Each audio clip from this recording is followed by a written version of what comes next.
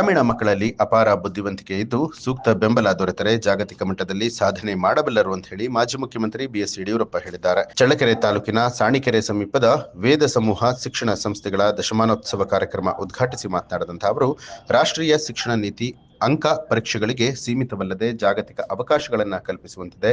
ಅಂಕಗಳಿಗಿಂತ ಸಂಸ್ಕಾರ ಮತ್ತು ಮಾನವೀಯತೆ ಮುಖ್ಯ. ಭಾಗ್ಯಲಕ್ಷ್ಮಿ ಯೋಜನೆಯಿಂದ ಲಕ್ಷಾಂತರ ಹೆಣ್ಣು ಮಕ್ಕಳ ಬದುಕು ಹಸನಾಗಿದೆ ಅಂತ ಹೇಳಿದರು. ಈ ವೇಳೆ ಕಾರ್ಯಕ್ರಮದಲ್ಲಿ ಬಿಜೆಪಿ ಜಿಲ್ಲಾಧ್ಯಕ್ಷರಾದ ಕೆಟಿ ಕುಮಾರಸ್ವಾಮಿ ಸೇರಿದಂತೆ ಗಣ್ಯರು, ಶಿಕ್ಷಕರು, ವಿದ್ಯಾರ್ಥಿಗಳು ಭಾಗಿಯಾಗಿದ್ದರು. ಇನ್ನೂ ಹೆಚ್ಚು ಕೆಲಸ ಮಾಡುವ ಶಕ್ತಿ ಅವರಿಗೆ ಕುಟುಂಬದವರಿಗೆ ಸಿಗಲಿ ಅಂತ ದೇವರಲ್ಲಿ ಪ್ರಾರ್ಥನೆ ಮಾಡ್ತೇನೆ. ನಾನು ಸಹ ಶಿಕ್ಷಣ ಸಂಸ್ಥೆಗಳನ್ನು ಕಟ್ಟೋದ್ರ ಬಗ್ಗೆ ವಿಶೇಷವಾದ ಆಸಕ್ತಿ ಇರುವಂತವರು.